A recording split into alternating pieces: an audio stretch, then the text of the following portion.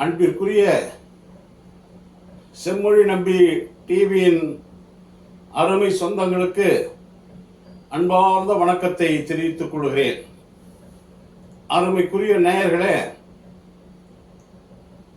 நம்முடைய செம்மொழி நம்பி டிவியை இதுவரை சப்ஸ்கிரைப் செய்யாதவர்கள் அருள் கூர்ந்து சப்ஸ்கிரைப் செய்யும்படி அன்போடு கேட்டுக்கொள்கிறேன். அப்பொழுதுதான் நாம் போடுகின்ற பதிவுகள் உங்களுக்கு நேரடியாக வந்து சேரும். ஆகவே அன்பு கூர்ந்து சப்ஸ்கிரைப் செய்யும்படி அன்போடு கேட்டுக்கொள்கிறேன். இன்றைக்கு அந்த சீமான் என்று ஒருவர் இருக்கிறார். அவரை பற்றி பேசக்கூடாது என்று நினைத்தாலும் அவர் பேசு பொருளாக இன்றைக்கு மாறிக்கொண்டிருக்கிறார். காரணம் என்னவென்று சொன்னால், ஒரு பைத்தியக்காரன் பிதற்றுவதைப் போல டெய்லி நித்தம் அந்த யூடியூப்ல எதையாவது ஒன்று சொல்லிக்கின்னு வாயில வந்தபடி பேசிட்டு இருக்கார். கலைஞர் மீது அவ்வளவு வன்மம் அவருக்கு இருக்கிறது. அந்த வன்மத்திற்கு காரணம் என்ன? அருமைக்குரிய நேயர்களே, சீமான் ஒன்றும் யோகியமான ஆள் கிடையாதுங்க. அவர் ஒரு பெரிய அராஜகவாதி மட்டும் இல்லை, அபகரிக்கின்ற எண்ணம் கொண்டவர். உங்களுக்கு நான் உதாரணமாக சொல்ல வேண்டும் என்று சொன்னால், சீமான் சென்னையில் இருக்கின்ற டி நகர் பகுதியிலே தெற்கு போக் சாலை, அந்த தெற்கு போக் சாலையில ஒரு அலுவலகம் வைத்துக் கொண்டிருந்தார் கடந்த காலங்களில். அந்த அலுவலகம் யாருடையது என்று சொன்னால், வீரப்பன் என்கின்ற ஒரு வழக்கறிஞர் வைத்துக் கொண்டிருந்த அலுவலகம் அது.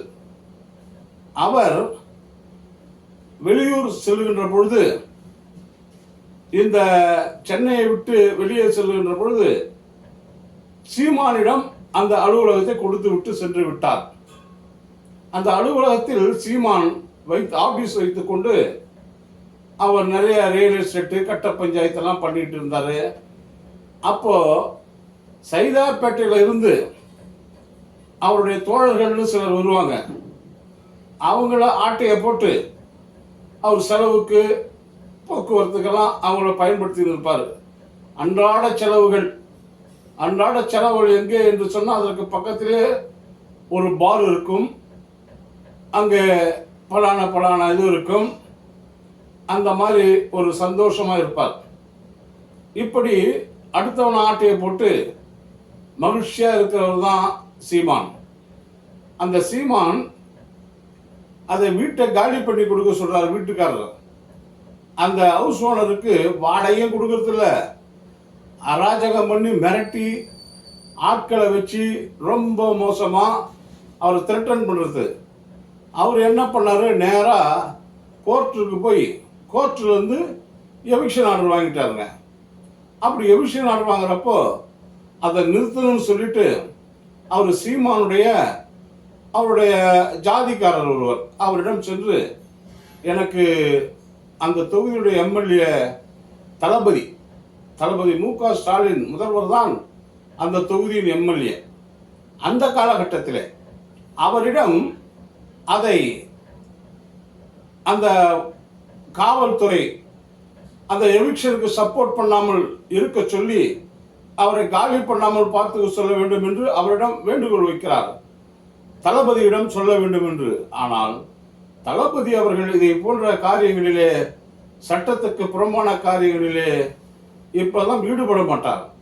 அப்படிப்பட்டவர். அவர் ஒரு நேர்மை, நியாயம், நீதிமானவர். தவறான செயலுக்கு தளபதி மு.க. ஸ்டாலின் அவர்கள் எந்த காலகட்டத்திலும் சென்றதில்லை. இதுதான் உண்மை. அன்றைக்கு ஹவுஸ் ஓனர் சட்டப்படி இவரை வெக்கேட் செய்ய வேண்டும் என்று அவர் காவல்துறையிலே ஒப்புதல் கேட்கிறார். ஆனால் அதை தடுக்க வேண்டும் என்று இவர் முயற்சி செய்கிறார். யார் விட்டு சொத்துக்கு யார் போய் உட்காந்துன்னு அதை தடுக்க வேண்டும் முயற்சி செய்வது?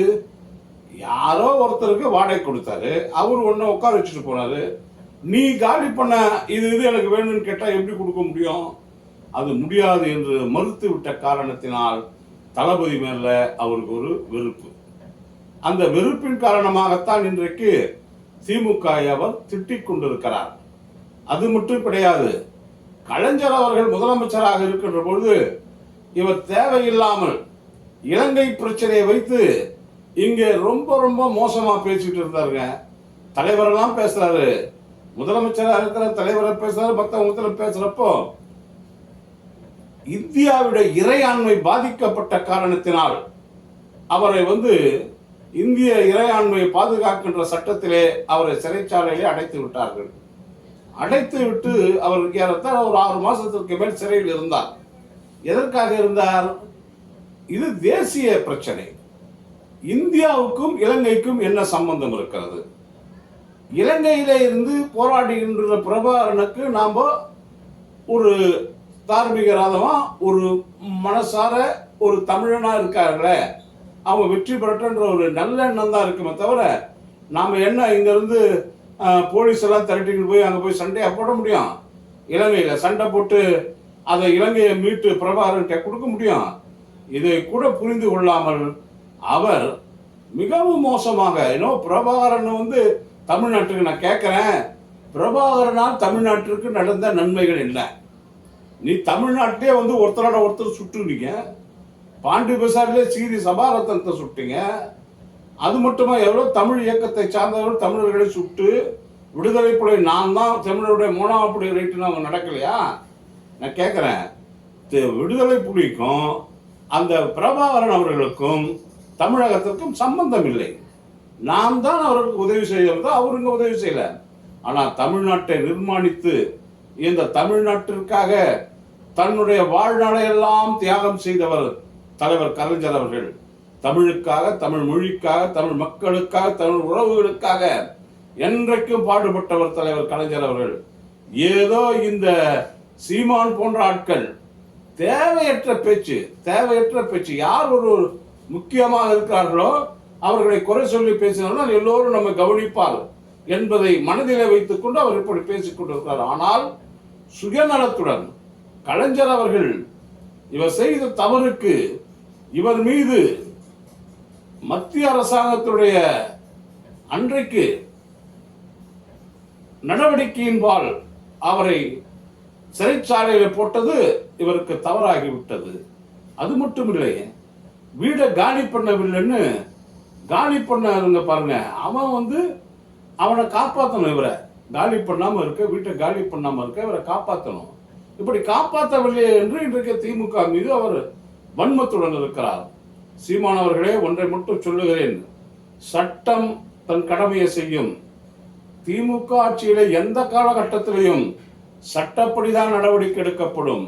திராவிட முன்னேற்ற கழகத்தின் கொள்கை, கோட்பாடு, லட்சியத்தை என்றைக்கும் திமுக மீறியதில்லை. எந்த தலைவராக இருந்தாலும் நாங்கள் எல்லாம் கொள்கை, கோட்பாடு, லட்சியத்தினர் வாழ்கிறவர்கள். இப்போ கூட பாருங்க, அப்படி ஒரு கண்ணாசை அசைச்சமா பிஜேபிக்காரன் என்கிட்ட வருவான். ஆனா நாங்க அசைக்க மாட்டோம். காரணம் கொள்கை, கொள்கை, கொள்கை. கொள்கைக்காக இருக்கின்ற ஒரு இயக்கம் தமிழ்நாட்டிலே திராவிட முன்னேற்ற கழகம். அதை வச்சு சும்மா திராவிட பசங்க, அந்த பசங்க, இந்த பசங்க சொல்றிய, ஏண்டா கொதலவாயா, உன் கதி என்ன? நீ ஏதோ சுத்தின்னு கிடந்ததுப்போ சிவந்தி ஆதித்தனை போய் பார்த்து நான் கட்சி ஆரம்பிக்க போறேங்க. அவர் என்ன பண்ணாரு, அவங்க அப்பா நடத்திட்டு இருந்த ஆதித்தலாம் நடத்திட்டு இருந்த நாம் தமிழர் கட்சியை ஏதோ நம்ம பையனாருன்னு கொடுத்தாரு. அதை வச்சு இந்த சீன் போட்டுக்கின்னு, பிலிம் போட்டுக்கின்னு, எல்லாரையும் கேவலமா பேசிக்கின்னு, இதெல்லாம் நல்லது இல்லை. சீமான், திருந்துங்க. திருந்தவில்லை என்றால் மக்களாவே உங்களை திருத்திடுவாங்க. தப்பு மேல தப்பு பண்றீங்க, அனாவசியமா பேசுறீங்க. நீங்க யாருன்னு தெரியும் மக்களுக்கு, நீங்க ஒரு கஞ்சா மேன் என்பது தெரியும். ஆக இப்படியெல்லாம் பேசக்கூடாது கஞ்சா அடிச்சுட்டு என்பதை நான் உங்களுக்கு மீண்டும் மீண்டும் சுட்டி காட்டுகிறேன்.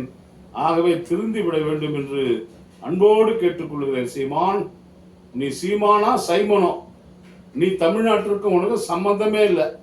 நீ எர்ணாகுளத்துக்காரன். இங்க நீ சீன் போட்டு இருக்காத சீமான். சீமான் அடக்கு அடக்கு அடக்கி வாசி.